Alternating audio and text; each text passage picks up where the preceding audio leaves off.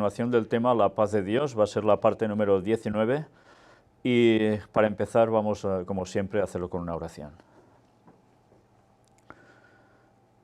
Padre nuestro, una vez más, Señor, nos dirigimos a ti para que nos ayudes a tener comprensión, a que nos des la sabiduría necesaria para captar lo que tú nos quieres mostrar, que vayamos profundizando en estas riquezas de tu conocimiento, pero sobre todo para que todo este conocimiento no sea una cosa de la que engreírnos en absoluto, Señor, sino que sirva para juntarnos más a ti, para buscar tener tu carácter, buscar tu perfección, que solos no podemos, Señor.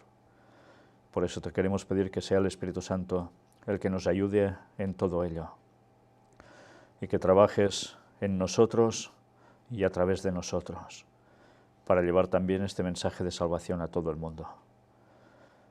Ve uniendo a tu pueblo, Señor, y ayúdanos a seguir firmes en la obra hasta el fin.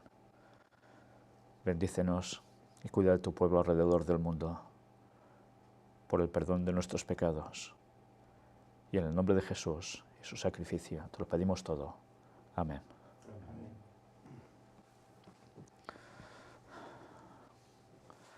Bien, mirad qué veis a mi espalda. Me voy a hacer a un lado para que lo podáis ver aún mejor. ¿Veis alguna similitud entre una imagen y otra? Una es el momento que Moisés está en el desierto. Bueno, viene a simbolizar esto. Y el pueblo sufre de picaduras de serpiente. Y Moisés erige una serpiente de bronce y la pone sobre algo, la levanta sobre un palo para que la gente mire cuando ha sido picada y sea salva, sea sanada, salvada. ¿De qué era todo esto símbolo? De lo que sucedería años después, precisamente del Mesías clavado en la cruz. Ahora veremos todo esto, pero antes de nada vamos a ver la portada de La paz de Dios, que tiene que ver con un texto bíblico y tiene que ver, cómo no, con un corderito. Aquí tienen al Cordero de Dios que quita el pecado del mundo.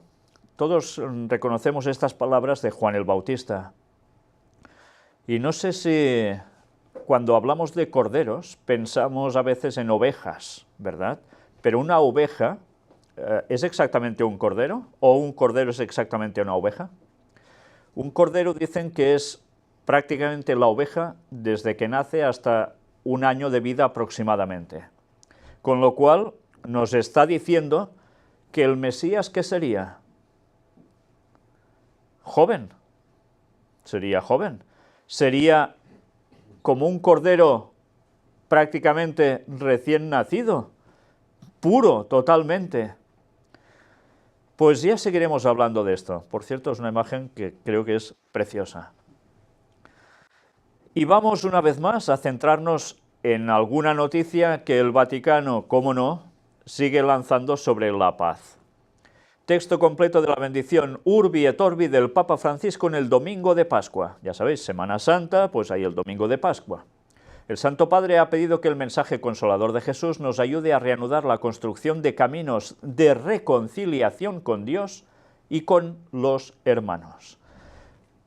Una vez más, vamos a ver cómo el mensaje del Papa es eso: reconciliación, todos juntos, fraternidad. ¿Es un mal mensaje eso? Una vez más, mirad el planteamiento. ¿Alguien puede decir que esto es un mal mensaje? Si no sabemos lo que hay detrás, pues diremos, es un mensaje excelente, claro. Pues en esa Semana Santa que ellos celebran, hace todo ese discurso de Urbi et Orbi y habla de la Pascua y nos va haciendo hincapié varias veces, para variar, con una palabra: paz. Y lo repite hasta la saciedad. Pero, ¿con qué lo está relacionando? Por un lado, habla del poder del Señor resucitado, las conversaciones en curso, para que con la buena voluntad y la cooperación de todos se puedan recoger frutos de paz y emprender la construcción a una sociedad fraterna, respetuosa de la dignidad y los derechos de todos los ciudadanos. Y mirad cómo va continuando, que el mensaje de vida proclamado por el ángel junto a la piedra removida del sepulcro aleje la dureza de nuestro corazón y promueva un intercambio fecundo entre pueblos y culturas en las zonas de la cuenca del Mediterráneo y de Medio Oriente. Mirad dónde centra todo, ¿eh? En particular en Irak, Yemen y Libia. Que la imagen del hombre nuevo que resplandece en el rostro de Cristo fomente la convivencia entre israelíes y palestinos, ¿dónde? En Tierra Santa. Así como la disponibilidad paciente y el compromiso cotidiano de trabajar en la construcción de los cimientos de una paz justa y duradera a través de negociaciones directas y sinceras. ¿Os dais cuenta dónde está ubicando el tema de la paz? Donde hay el conflicto que genera la convulsión en una zona concreta, Israel, pero además en toda la zona de Medio Oriente que afecta, cómo no, al resto del mundo. Vuelve a hablar que el Señor Jesús, nuestra paz, vuelve a hablar de otros países que tienen vinculación con las desgracias de atentados que están habiendo, pidiendo también perspectivas de paz en África y todos estos lugares. Y como siempre, nos está llevando a la paz que nos quieren ofrecer, basada en algo que ellos mismos están motivando de caos para que aceptemos la paz que nos ofrecen directamente de un modo tan sencillo, tan claro, tan lógico, que ¿quién dirá que no? ¿Quién dirá que no a eso? Y el mundo va a caer en ese engaño, el gran engaño. Necesitará el mundo una moral, algo que los una, que haga fraternidad. ¿Y quién mejor que el Papa, que está siendo el líder moral de todos, que quiere poner la paz, dice, en todas partes? Primero se genera el caos, después da la solución, y todo el mundo lo va a aceptar. Pues ya veis, la paz que ofrece el Vaticano es esa paz falsa, que no está basada en la auténtica paz de Dios, sino en un engaño para llevar a la gente al error y al terreno de Satanás. Y ahora nosotros vamos a entrar ya en el análisis de la paz de Dios en el libro de Juan. Vais a ver que el libro de Juan está repleto también de citas que nos van a hacer pensar mucho. Y vamos ya, sin más, a la primera de ellas, que está justo al inicio del libro, el Evangelio de Juan. Sabéis que el Evangelio de Juan está considerado como el libro del amor, porque Juan es considerado el discípulo, ¿qué?, del amor.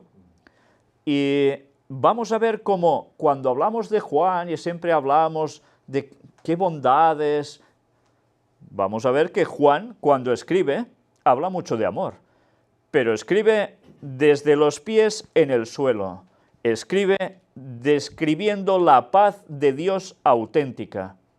Y veremos que, como hemos visto hasta ahora, la paz de Dios auténtica habla de que va a haber una justicia.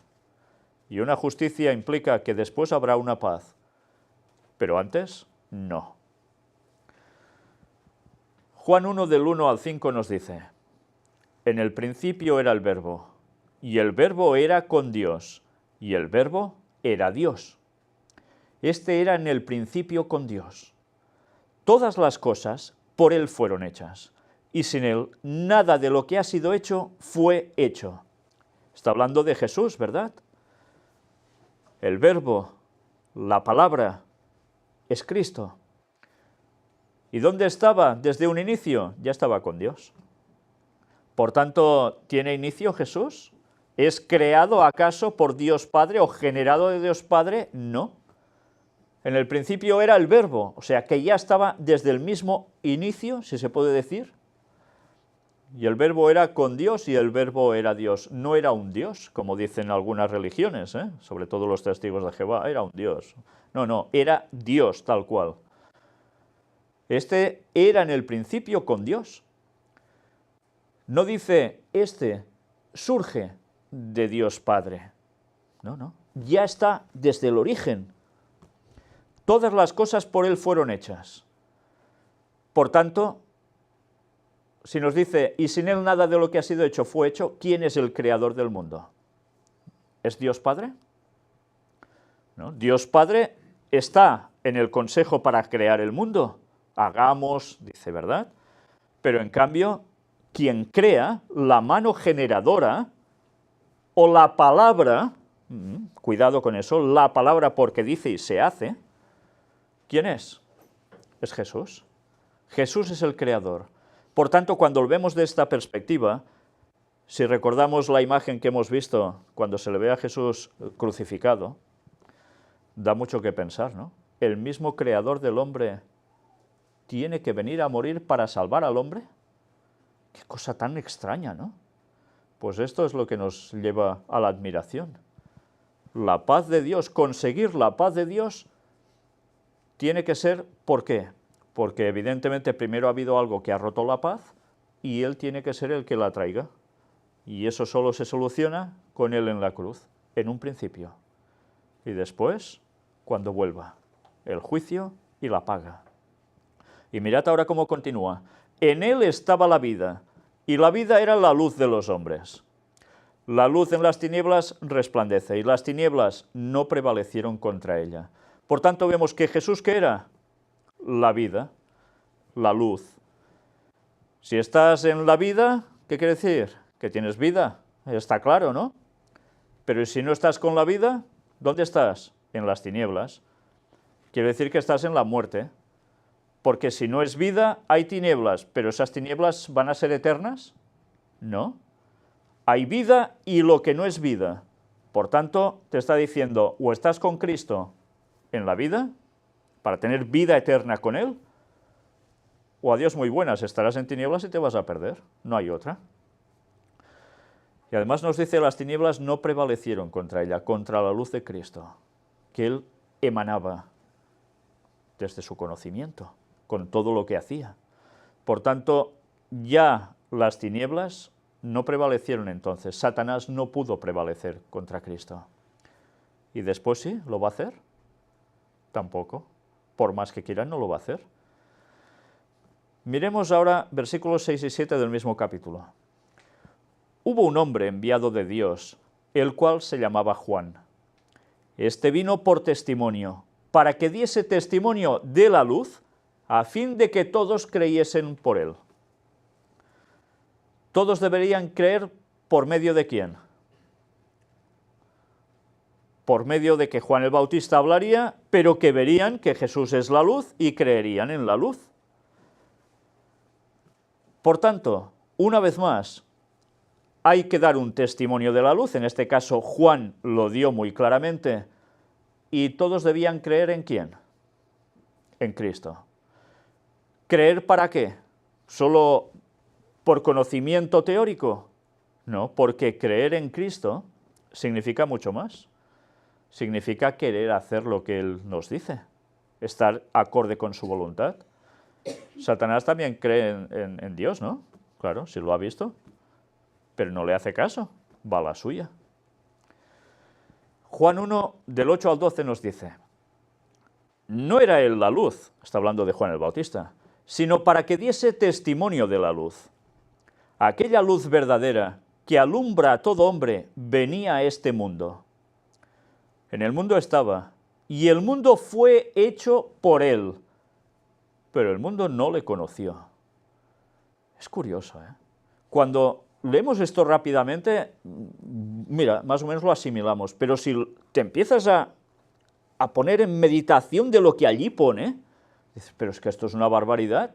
¿Cómo puede ser el mismo creador que aparece para dar la luz al mundo y resulta que el mundo no lo conoce? No quiere saber nada de él, porque recordemos que no lo conoció o no le conoció, no está queriendo decir que es que no se enteraron, que creían que pasaba por allí a saber quién, sino que lo rechazaron. ¿Cómo? No, que conocer a Dios. El conocer implica la relación tipo matrimonial, ¿eh? Una vez más, siempre esa intimidad, por tanto, no se trata de ver pasar a alguien, sino de unirte a él. Y es que no quisieron. A lo suyo vino. ¿Qué quiere decir a lo suyo vino? Pues él vino ¿a qué? A hacer su faena, su labor, y los suyos no le recibieron. Ahí está. No le conocieron porque no le recibieron. No querían recibirlo, solo unos pocos. Mas a todos los que le recibieron, a los que creen en su nombre, les dio potestad de ser hechos hijos de Dios. Por tanto, los que rechazaron y rechazan a Cristo como quien es, no son considerados hijos de Dios. Y si uno no es considerado hijo de Dios, ¿de quién es hijo? No hay alternativa, ¿eh? No podemos decir que somos de una amapola. No, no. O somos de Dios o somos del diablo. No hay otra. Recibirlo significa tener la vida. Rechazarlo, la muerte. No hay alternativa. Y la gente se empeña en, bueno, estos son cosas que pueden ser, no pueden ser. Y se quedan tan anchos. No, no. Se están jugando la vida eterna. No hay otra. Y mirad ahora Juan 1:29.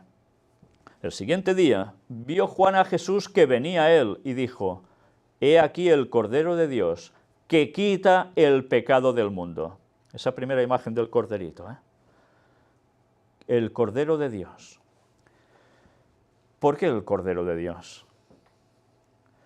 Cuando Juan Bautista, sobre el Cordero, estaba haciendo referencia automáticamente bajo los conceptos que ya tenían los judíos, ¿a qué? A sacrificios. Claro. Ellos, ¿por qué tenían corderos? Bueno, aparte de comérselos, ¿eh? Porque eran los sacrificios que oficiaban en el templo. Cuando Él les dice, es el Cordero de Dios, ya les está diciendo el qué, es el sacrificio que simula o viene a ser lo que significaban los corderos de antes, cuando eran sacrificados y aún en esos días. Y ellos ya deberían estar pensando, entonces, cuando matábamos los corderos o matamos los corderos, no es porque Dios quiera sangre y anhele sangre, ¿no? Como dicen muchos ahora, sino que estaba diciendo que quita el pecado del mundo. Ellos sabían, aunque a veces olvidaban, que los sacrificios del cordero que hacían habitualmente simbolizaban al Mesías que vendría y que moriría por el pecado del mundo. Pero parece ser que cuando debían recoger todos estos conceptos, su mente no terminaba de cogerlos, ¿no? Lo rechazaban ese concepto. ¿Por qué? ¿Qué buscaban los judíos? Pues esperaban que viniese el Mesías y los salvara de los romanos, y que hiciese el gran Israel, que fuese el dominador a nivel mundial y que todos los pueblos se supeditaran a ellos. Sí, eso es lo que buscaban. ¿Y qué buscan ahora? Los que no han aceptado a Jesús como el Mesías de ellos. Lo mismo, hacer el gran Israel. ¿Por qué creéis que hay todas esas guerras en Medio Oriente? ¿Por qué creéis que hay la situación de querer levantar el tercer templo de Jerusalén y tantas cosas más? Pues por más de lo mismo. El Cordero de Dios que quita el pecado del mundo. Jesús venía a quitar el pecado del mundo. Pero claro, ya vemos que si no aceptamos a Cristo, ¿puede quitar nuestro pecado? Podría quitarlo si lo aceptamos, si no, no. Y Juan ya advertía, ya viene, pues a ver qué hacéis con él. ¿Lo aceptáis o lo rechazáis? ¿Vida o muerte? Juan capítulo 2 del 13 al 17. Estaba cerca la Pascua de los judíos y subió Jesús a Jerusalén y halló en el templo a los que vendían bueyes, ovejas y palomas y a los cambistas allí sentados. Y haciendo un azote de cuerdas, echó fuera del templo a todos y las ovejas y los bueyes y esparció las monedas de los cambistas y volcó las mesas. La escena que ya hemos visto también en otros evangelios, Aquí da unos detalles adicionales. Fijaos que hace azote de cuerdas, latigazo, por decirlo de algún modo, los echa afuera del templo a todos, dice a todos, pero además ¿a quién? A las ovejas y los bueyes. Todo lo echa fuera. Hace limpio, Y esparció las monedas de los cambistas y volcó las mesas. O sea, todo lo que era lo que implicaba el negocio por el suelo y sacado fuera. Y dijo a los que vendían palomas, quitad de aquí esto y no hagáis de la casa de mi padre casa de mercado. Les dice que quiten ellos las palomas, No es Jesús que le pega una patada a una jaula con pájaros, sino que les dice quitad de aquí esto. ¿Y los otros qué hicieron? ¿No lo quitaron? Cuando le estaba fulgurando toda la divinidad en esos momentos, pues ya veis, si le debieron quitar esto y salir por patas, corriendo. Entonces se acordaron sus discípulos que está escrito, el celo de tu casa me consume. Mirad que son detalles adicionales que no aparecen en otros evangelios, ¿eh? El celo de tu casa me consume. Quita hasta las palomas de ese lugar. Quita los bueyes, quita las ovejas. Todo eran 3 animales, 3 especies de animales, que eran utilizadas para sacrificios, ¿verdad? Pero es interesante saber, por ejemplo, que los bueyes eran utilizados también como sacrificios de muchas otras culturas y con simbología de cierta divinidad. ¿Y las palomas? Igual, ¿eh? Las palomas también. ¿Tenían algo que ver con alguna divinidad?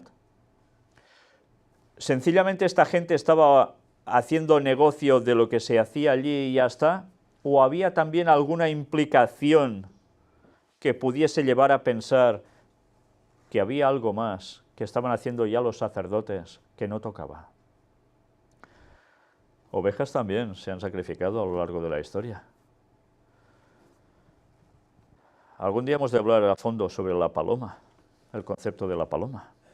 Y vale la pena, porque vamos a sacar cosas que realmente creo que vale la pena conocer, porque nos va a destapar muchas cosas, sobre todo de un engaño satánico típico del catolicismo.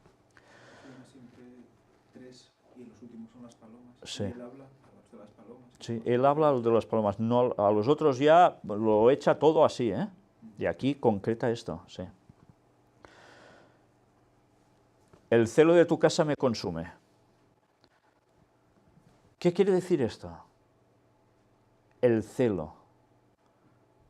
Una vez más, debemos tener claro esa expresión de querer mostrar un tipo de sentimiento de reacción de algo con palabras humanas. ¿Esto qué sería el celo de tu casa me consume? El celo, las ganas de que todo sea como debe ser en la casa de Dios. ¿Y qué provoca en él? ¿Os habéis fijado?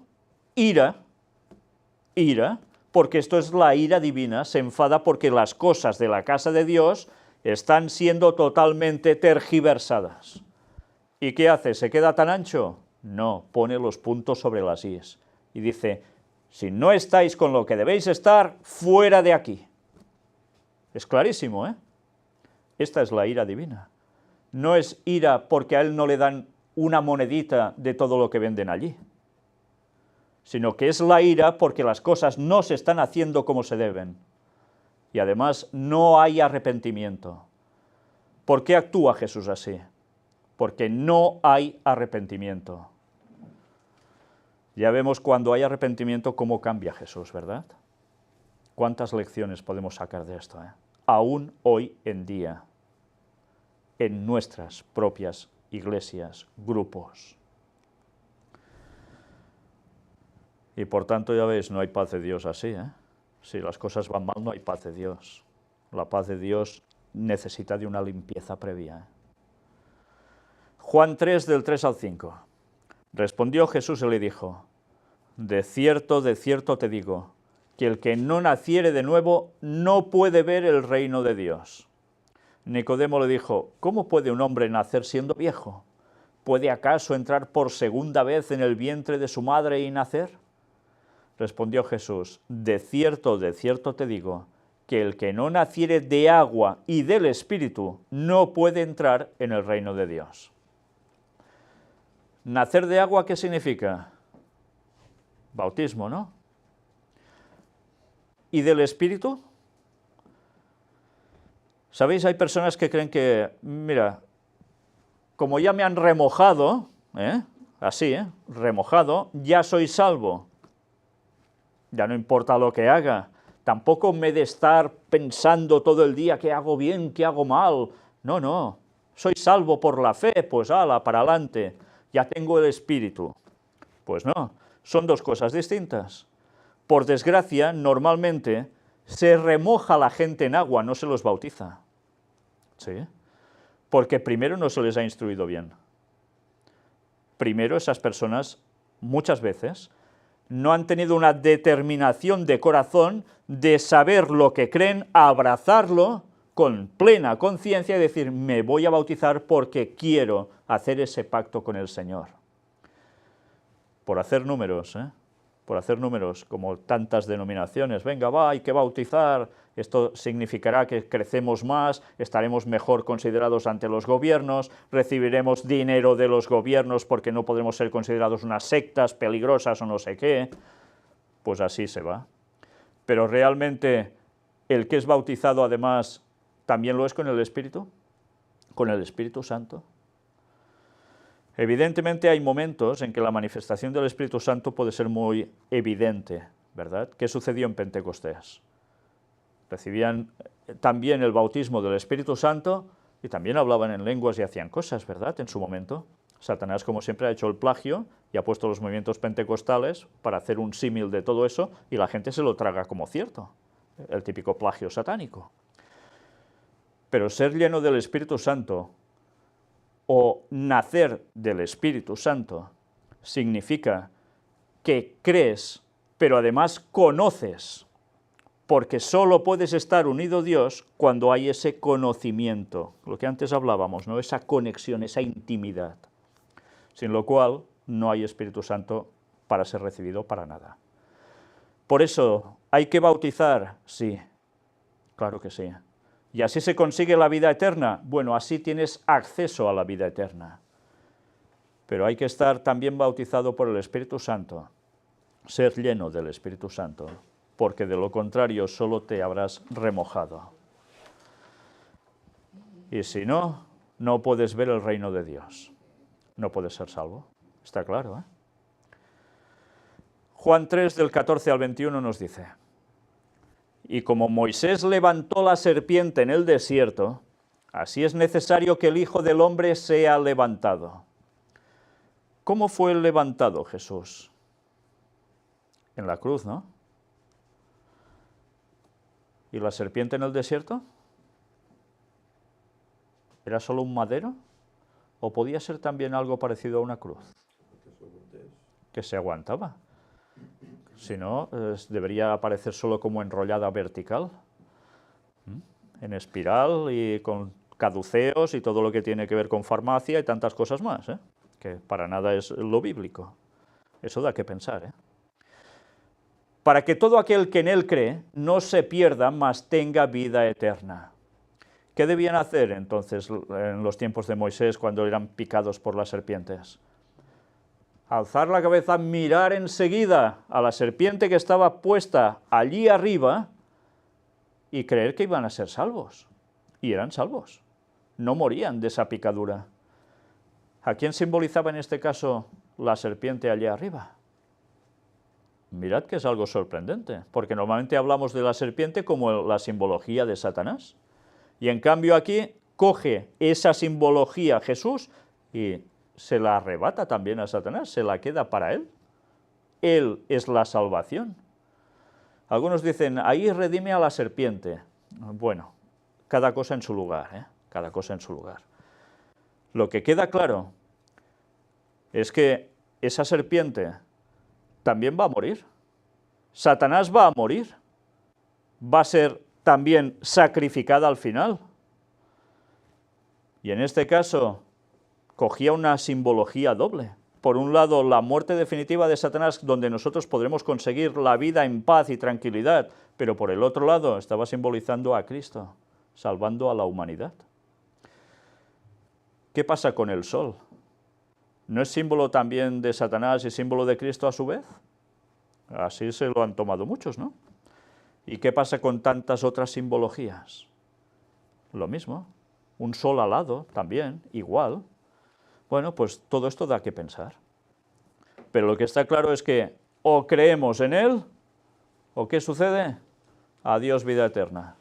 Y creer en Él significa también creer y aceptar su muerte por nosotros en la cruz. Porque de tal manera amó Dios al mundo, que ha dado a su Hijo unigénito, para que todo aquel que en él cree no se pierda, mas tenga vida eterna. ¿Cuántas cosas deberemos creer y aceptar de Jesús para tener vida eterna? Sobre todo al fin de los tiempos, cuando el conocimiento aún se va ampliando más. ¿Le podéis dar un micro un momento? Ángel nos quiere matizar algo muy interesante. Y todo tiene que ver con un tema que estamos preparando también. Comentar que unigénito, curiosamente, es una palabra que es yakhat, que también tiene armonía, se traduce de yakhat también. Es la misma palabra. Y armonía significa ser uno, sonar juntos, vibrar en la misma frecuencia. Se abre la puerta dimensional en la oración, a ver la armonía con Dios, la comunión con Dios, viene de ese mismo concepto. O sea que, bueno, eso es emocionante. Y luego, bueno, un tema relacionado también con el tema de su sangre, que eso ya lo analizaremos con más tranquilidad. Pero lo que hemos dicho antes, ¿no?, en la escuela sabática, 23 cromosomas más uno, eso es haploide, es una sola copia, unigénito, ¿no? Un solo grupo de genes. También no tiene ese significado aquí, es hijo único, ¿verdad? Pero el concepto de uno y de gen, es curioso que esa palabra está asociada a él también a nivel biológico. Bueno, es muy interesante, es para analizarlo y ya tendremos ocasión. Sí, si Dios quiere vamos a tenerla. Porque no envió Dios a su Hijo al mundo para condenar al mundo, sino para que el mundo sea salvo por él. Cuando se puso esa serpiente arriba también, ¿era para condenarlos o para que recibiesen vida? Para que recibiesen la vida, ¿eh? En este caso es lo mismo, Jesús vino no para condenar al mundo, sino para que fuesen salvos si quieren mirar en él. Pero claro, si alguien era picado y no quería mirar la serpiente, no sobrevivía. Si alguien sabe que Cristo ha venido, que ha hecho lo que ha hecho y no quiere saber nada, ¿qué vida eterna va a tener? El paralelismo es continuo. El que en él cree no es condenado, pero el que no cree ya ha sido condenado porque no ha creído en el nombre del unigénito Hijo de Dios. No ha creído en su nombre, ¿eh? Jesús, que es Salvador, ¿no?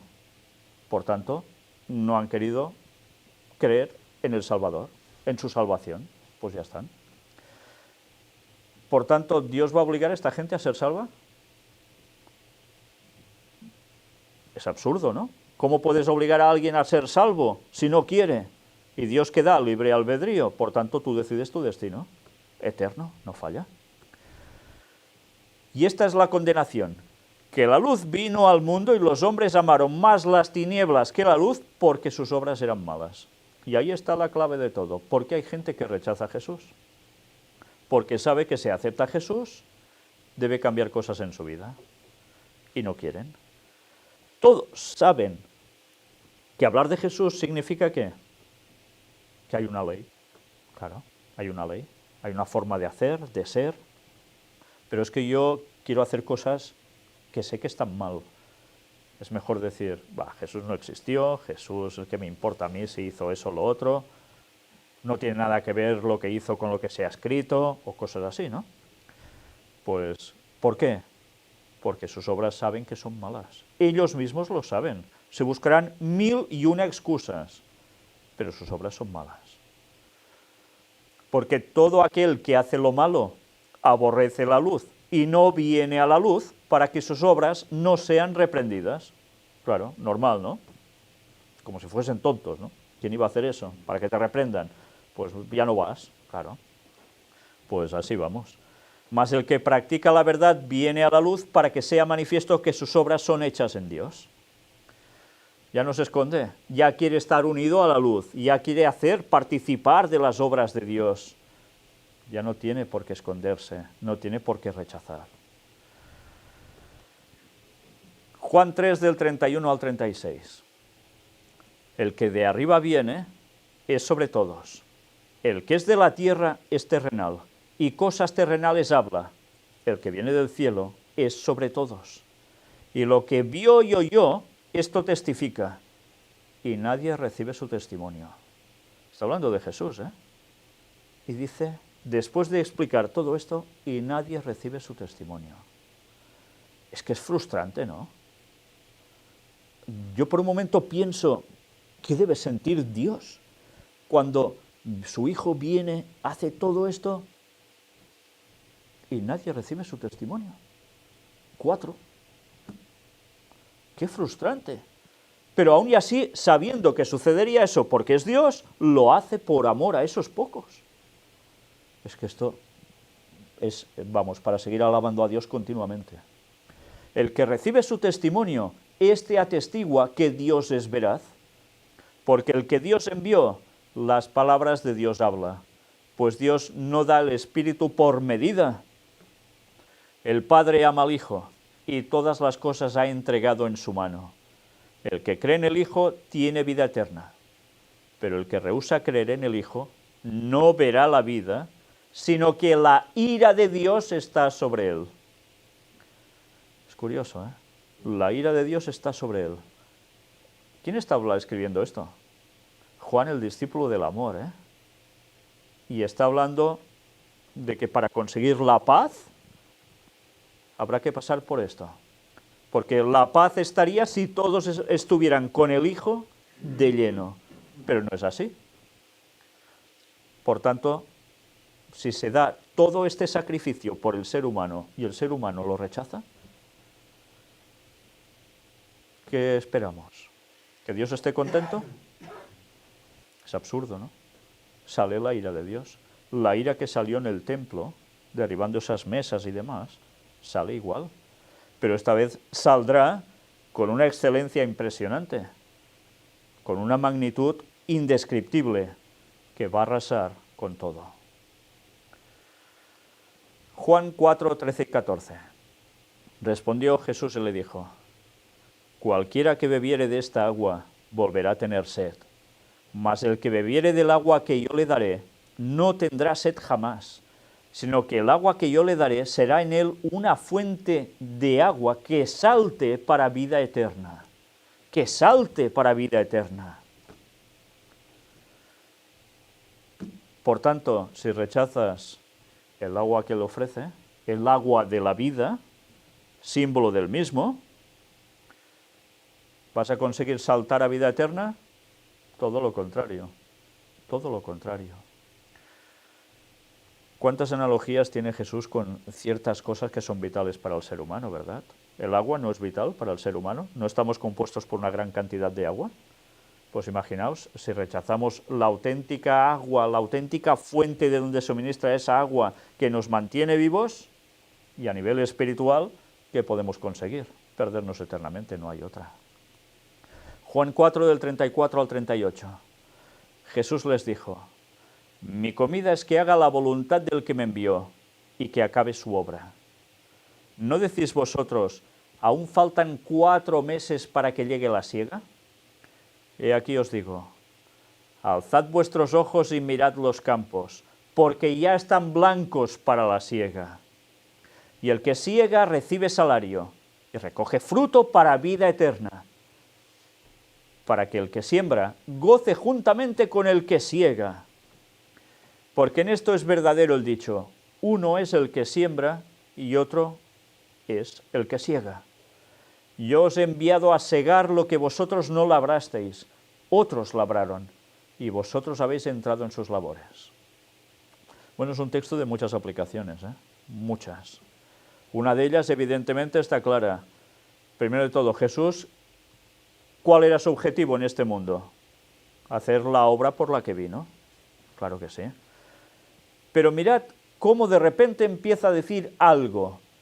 Aún faltan 4 meses para que llegue la siega. ¿Qué está diciendo con esto? Y él dice, no, alzad vuestros ojos y mirad los campos, ya están blancos para la siega. A veces podemos llegar a pensar, si vamos a lo más cotidiano, que la labor hay que hacerla, hay que hacerla y hay que hacerla, y aún queda mucho tiempo para la siega, planes a largo plazo, lo que antes decía Josep en la escuela sabática, La iglesia que hace planes a largo plazo, porque creen que Jesús vendrá ¿cuándo? No lo sabemos, puede faltar mucho aún, ¿eh? Y en cambio dice, los campos ya están blancos para la siega, ya toca, ya toca. Y el que siega recibe salario y recoge fruto para vida eterna. ¿Es verdad esto? Claro, el que siega, ¿qué hace? Recoge, ¿no? ¿Y qué recoge en este caso? Pues los que van a ser salvos. Para que el que siembra goce juntamente con el que siega. Claro, hay gente que bautiza a los otros, ¿verdad? ¿Pero le han dado el evangelio ellos, quizás, a estas personas? No, no, quizás habrá sido otro. Otro ha sembrado antes. ¿Y qué quiere decir? ¿Que uno se tiene que enfadar con el otro porque no ha hecho todo el proceso con él? No, sino que el que ha sembrado se tiene que poner contento, igual que el que está bautizando o impartiendo los estudios bíblicos a esa persona, porque lo que se consigue es que alguien sea salvo, y así todos estamos contentos, hemos participado de la obra de Dios. Uno es el que siembra y otro es el que siega. ¿Cuántas veces pasa eso? Normalmente, si habéis oído, bueno, gente de experiencia en la iglesia adventista, por ejemplo, casos de personas que se les ha dado el mensaje por alguien, y han pasado años y años y años, hasta que de repente, por designio divino y porque el Espíritu Santo puede, esa semilla ha germinado y otra persona que nada tiene que ver con el primero y quizás en otro lugar, termina de recoger ese fruto. ¿Cuántas veces ha pasado eso? Pasó en nuestra propia familia, ¿verdad? Pues es un caso característico. ¿Y qué quiere decir? Pues que todos debemos estar contentos de participar, de hacer la labor de Dios. Yo os he enviado a segar lo que vosotros no labrasteis, otros labraron, y vosotros habéis entrado en sus labores. Con lo cual, nadie debe estar por encima de otro, sino que todos juntos, trabajando para hacer lo que se debe, dar el mensaje. Si hay siega y hay fruto para vida eterna, quiere decir que también habrá siega que va a ser ¿para qué? Perdición eterna, ¿eh? No hay vuelta de hoja. Bien, y aún podríamos sacar más conclusiones de aquí, porque vemos que por un lado se habla de 4, por el otro se habla de 1 y otro. ¿Qué cantidad de números van saliendo con todo esto, eh? Juan 4:42. Y decían a la mujer, ya no creemos solamente por tu dicho, porque nosotros mismos hemos oído y sabemos que verdaderamente este es el Salvador del mundo, el Cristo. ¿Todos recordáis estos momentos, ¿no?, con la mujer samaritana? Ya no creían solo por lo que decía ella, ya podían creer porque ellos mismos habían oído. Este es el Salvador del mundo. Y ya veis, ellos lo tuvieron claro, ¿eh? Y los que no eran pueblo de Dios, llegaron a ser pueblo de Dios. Y el pueblo de Dios mayoritariamente se quedó al margen. Y aún siguen quedando al margen. Tantas veces. Pero eso sí, Salvador del mundo. Y ya hemos visto, no podemos aislar un versículo porque sí. Si dice, este es el Salvador del mundo, el Cristo, podemos pensar, ya está, el mundo va a ser salvo entero, ¿verdad? Pero si no leemos todo lo otro, nos quedaríamos creyendo algo que no es correcto. Juan 4:48. Entonces Jesús le dijo, si no viereis señales y prodigios, no creeréis. Era claro, Jesús. Les decía un gran mensaje, que por razón debería haberles entrado. Pero ellos no. ¿Qué querían ellos? Ver señales y prodigios. No querían razón, querían emoción, sentidos. Una vez más, si no viereis señales y prodigios, no creeréis. Y si no creen, ¿qué pasa? Se pierden, no falla. Y ahora la gente está buscando lo mismo, ¿eh? Señales y prodigios. ¿Por qué van a iglesias pentecostales? Por lo mismo, igual. No por razón, no por conocimiento de texto, para que la labor del Espíritu Santo sea en crecimiento continuo, no, emoción. Juan 5 del 21 al 30. Pero cuidado porque eso ya está en la Iglesia Católica también, ¿eh? No es solo cuestión de pentecostales. Porque como el Padre levanta a los muertos y les da vida, así también el Hijo a los que quiere da vida. A los que quiere, ¿va a querer vida para todos? Él sí que lo quiere, pero como no quieren recibirla, pues no la va a dar. Solo algunos. Porque el Padre a nadie juzga, sino que todo el juicio dio al Hijo. Está claro, ¿eh? Hay gente que cree, no, Dios es el que va a juzgar. No, el juicio ha sido dado al Hijo.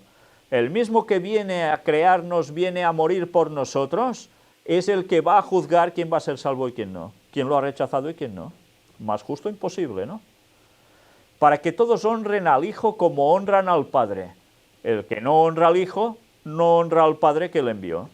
No falla.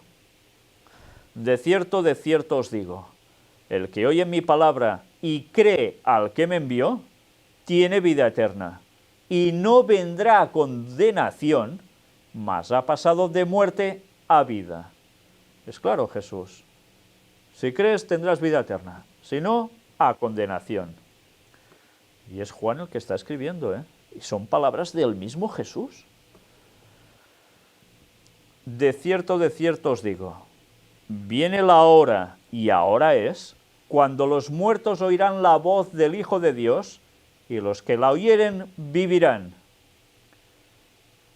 Y dice, ahora es. ¿Qué sucedió con Jesús? ¿No llamó a algunos muertos a la vida? ¿Y salieron a la vida o no? Sí. Pero evidentemente esto era una simbología de lo que iba a acontecer al fin de los tiempos, en la resurrección de los salvos.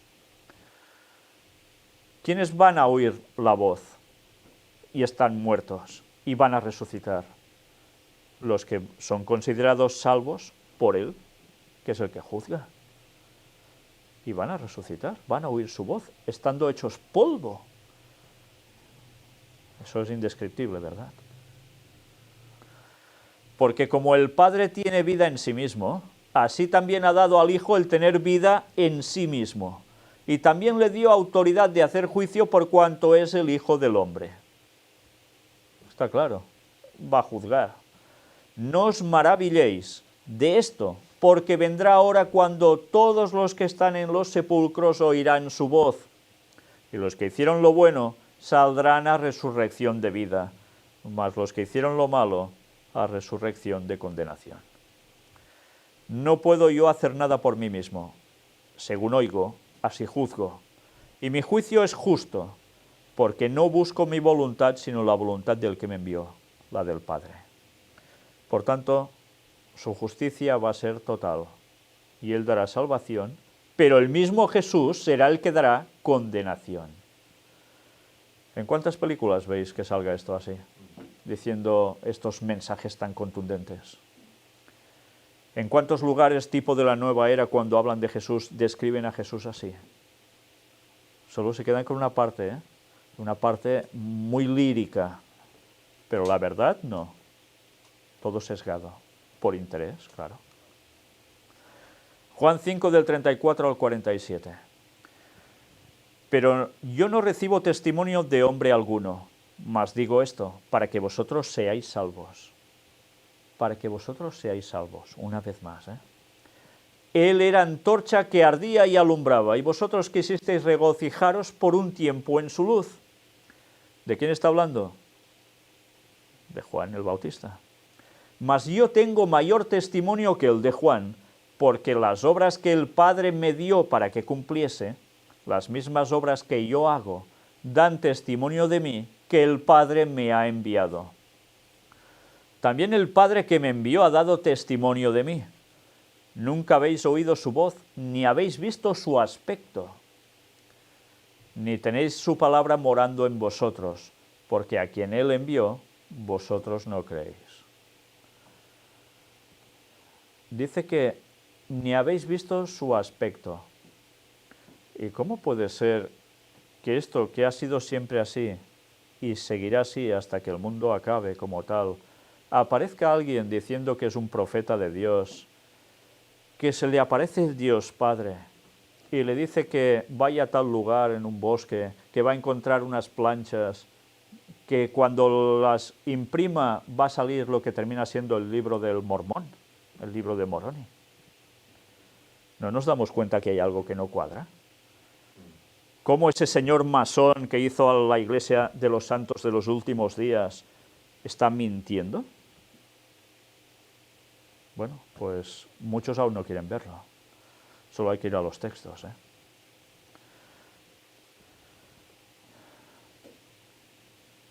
Y va diciendo, ni tenéis su palabra morando en vosotros, porque a quien él envió, vosotros no creéis.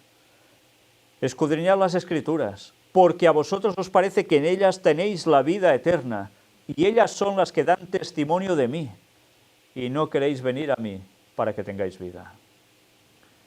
Jesús les decía, tenéis las Escrituras, entonces solo era lo que para nosotros es el Antiguo Testamento. Allí dan testimonio de Jesús, esas palabras. Pero en cambio, ¿qué hacían? Cogían lo que les interesaba de allí y el resto, pues no. Y a Jesús evidentemente lo rechazaban porque estaban queriendo ignorar las profecías que ya eran mesiánicas sobre Jesús. Por tanto, no iban a tener vida. Gloria de los hombres no recibo, mas yo os conozco, que no tenéis amor de Dios en vosotros. Anda, que Jesús no era claro, ¿eh? Una vez más, no tenéis amor de Dios en vosotros. ¿Tenían conocimiento? Vaya que se tenían conocimiento, ¿eh? Tergiversando según qué cosas, pero tenían un gran conocimiento esta gente. Pero resulta que lo que no tenían era el amor de Dios en ellos. Yo he venido en nombre de mi Padre, y no me recibís. Si otro viniere en su propio nombre, a ese recibiréis. ¿De quién está hablando aquí? Porque Jesús aquí está hablando en plan profético, ¿eh? ¿Puede hablar de alguien que dice que venga en nombre de Dios y realmente no sea así? Puede ser. Pero puede ser que se refiera también a alguien que viene en su propio nombre, haciéndose pasar por Dios tal cual, y ser en verdad todo lo contrario, y ese ser sea un tal llamado Satanás?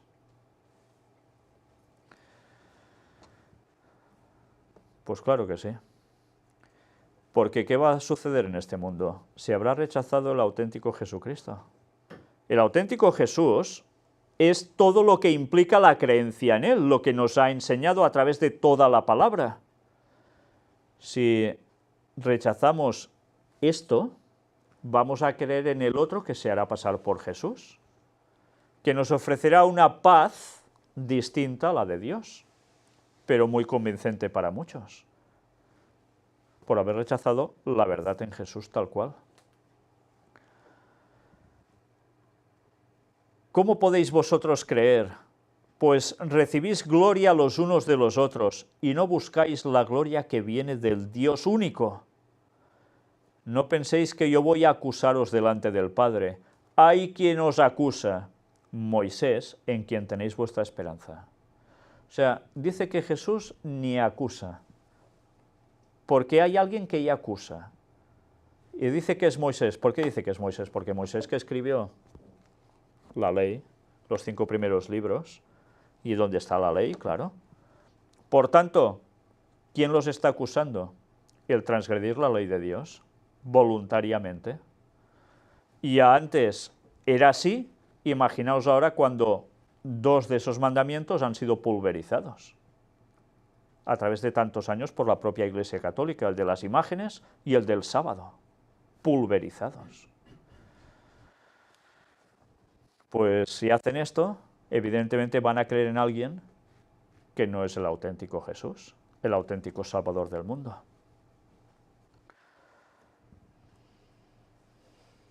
Porque si creyeseis a Moisés, me creeríais a mí, porque de mí escribió él. Claro. Pero si no creéis a sus escritos, ¿cómo creeréis a mis palabras? Y es curioso, pero si esta gente eran estudiosos de la palabra de Dios.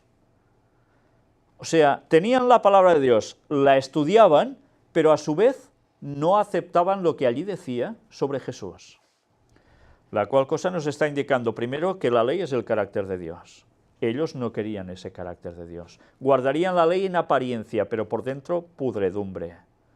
Pero además, todo el resto de enseñanzas que implicaban el qué.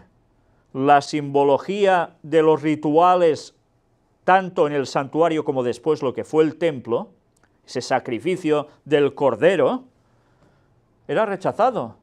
Sí, lo hacían como un ritual, pero no ajustándolo a quien era o a quien debería ser, que era el símbolo Jesús mismo. Por tanto, estaban perdidos. ¿De qué les servía un gran conocimiento si no aplicaban las cosas correctamente? De nada.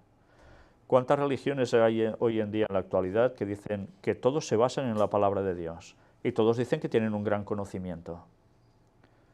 ¿Todos van a ser salvos?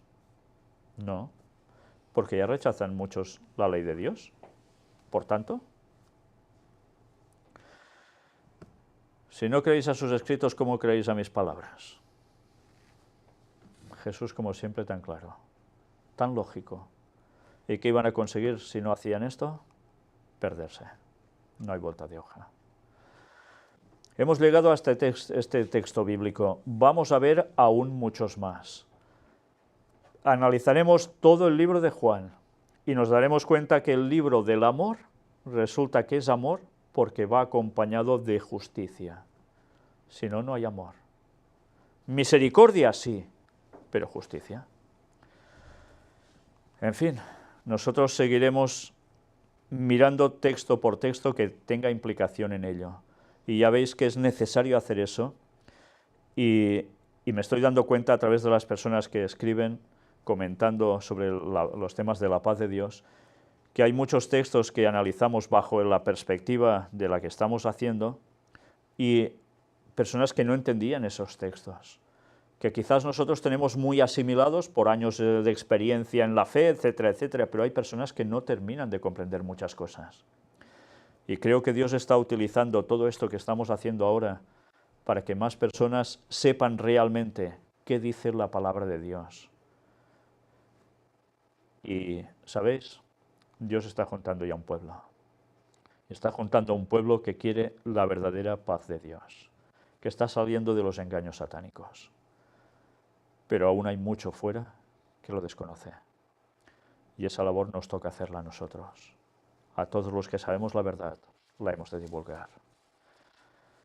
Que la paz de Dios auténtica esté con nosotros. Que el Espíritu Santo nos llene.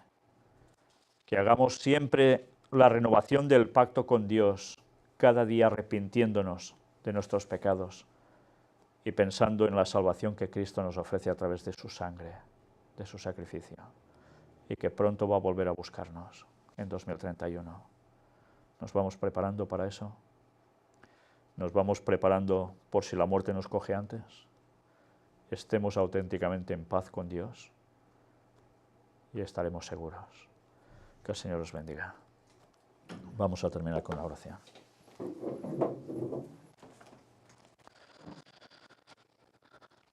Padre nuestro, te damos infinitas gracias por el contenido de tu palabra. Te queremos pedir, Señor, que nos ayudes siempre a ahondar en ella, que nos dejemos de prejuicios, de preconceptos, de cosas que sabemos que hacemos mal y queremos autojustificarlas, rechazando tu ley, rechazando lo que tú nos dices. Sin santidad nadie te verá y nosotros queremos verte, Señor.